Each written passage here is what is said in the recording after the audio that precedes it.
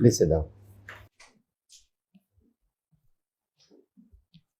So, Ishita, please introduce yourself to the panel. Sir, I'm Ishita Kishore. I'm a graduate in economics from Sri Ram College of Commerce, Delhi University. After that, I went on to work with Ernst & Young in risk advisory for 2 years. Sir, I've been an active sports person in my life, and I think that has shaped my personality to a great extent. Ishita, as I see from your DAF, you have been an all-rounder performance in school, best student, Yes, sir. right? So, what were the benchmarks of being an all-rounder there? Sir, apart from good academic performance, the faculty of the school also looked into the co-curricular participation of the students, how much they participated in debating activities, in interact club activities, in sports activities, and also in holding positions of responsibility in the school. So, if you would aim to be an all-rounder performer as a civil servant, what do you think should the benchmarks be? Sir, I think as a civil servant, firstly, the ability to work in a team, being a team player is very important because working in silos will not That's help. one. What else? So, secondly, leadership skills are very important. The ability to take quick decisions and timely decisions by considering all possible factors is important. So, the third factor would be having the ability to achieve excellence in diverse set of activities in a short period of time, because civil servants are often transferred into different departments, into different districts, and have to give the results. Okay. You're a student of political science, Yes. right? The Chief Justice of India has made a statement today that collegium may not be the perfect mode, but at the moment it is the best solution and the best way to ensure independence of judiciary. What have you to say? Sir, I agree with the remarks of the Chief Justice of India, because there might be systems that can be defined as best, but society must focus on what is best practicable and keep on improving it as the time evolves and as the society evolves. I think currently the collegium system of recruiting judges and selection of judges is working well, but it can be improved by elaborating the panel and the selection. Suppose if I were to say, Ishita, that the youngsters like you, we have interviewed a large number of candidates Yes. like you, and majority of them are of the opinion that collegium is opaque. Yes. So, do you think that what CGI is saying that this is the best? It may be his version, but what do people think?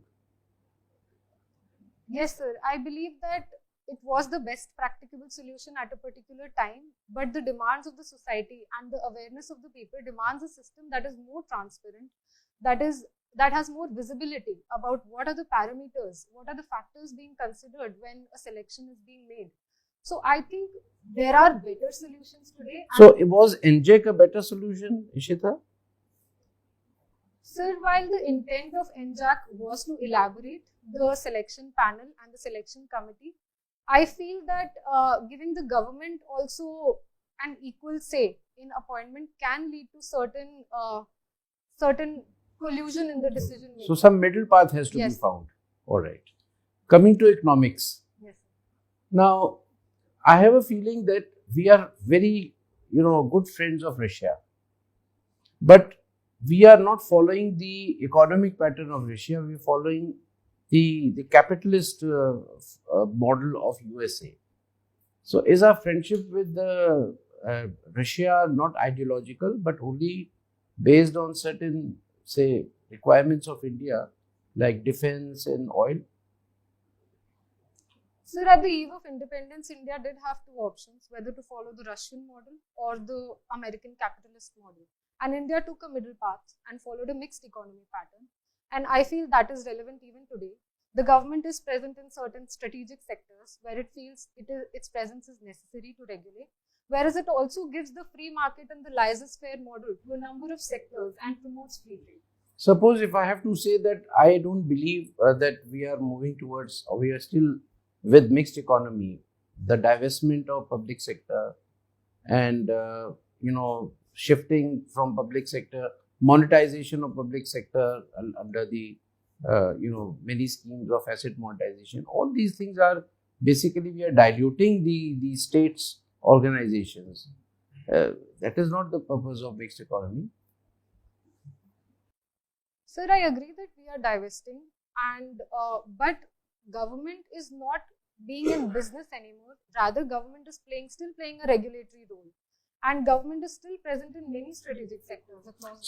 Suppose airports. It is not a profit making. It is not a business. We have given airports to the private sector. Yes. The airports were doing very well.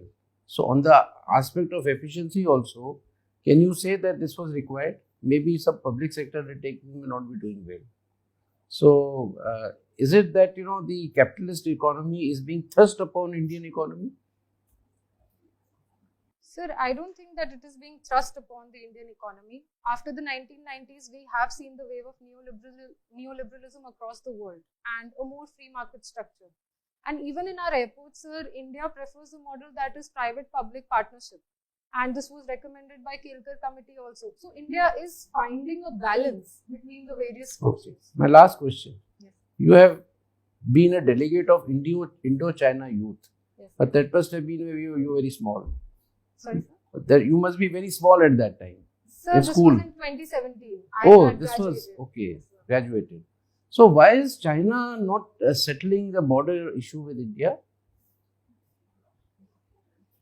Sir, I think China and especially the Communist Party over there believes that US is a declining power and China must take center stage now. And to prevent India's growth in the region, it is leveraging the border issues and preventing India's economic growth by diverting its focus on the borders. So in this way, China ensures its regional hegemony and thereby it is walking towards a global hegemony as well. Thank you, Ishita. I pass on to Abhim.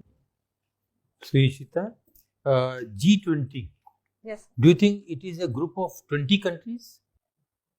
No, sir, there are more than 20 countries because the European Union is also part of it and under it a number of countries are given representation. So, it is how many countries? Sir, I think it is around 57 countries, but I'll have to recheck it. Okay. And India has the chairmanship or presidentship. What exactly we call it? Sir, while the presidentship and the chairmanship is rotational, but I think what is the exact word? Technical word is what? Do we call it is chairmanship or is it called presidentship? Sir, I think it is presidentship. I will check it. I will check up that. No? Okay. And current year is with us. Yes. Previous year was with whom? Sir, Indonesia. Indonesia. Next year? 24? Sir, it is Brazil. Brazil. That's good. So far, what have been the achievements for India as being the chairman of G20 group? Sir, I think India has successfully showcased to the world that the global south can successfully determine what should be the resolutions, what should be the motions for discussion in the external affairs meeting also and as well as the finance community. However, sir, there has been issues around finalizing what the communique should be because there are conflicting views of different countries.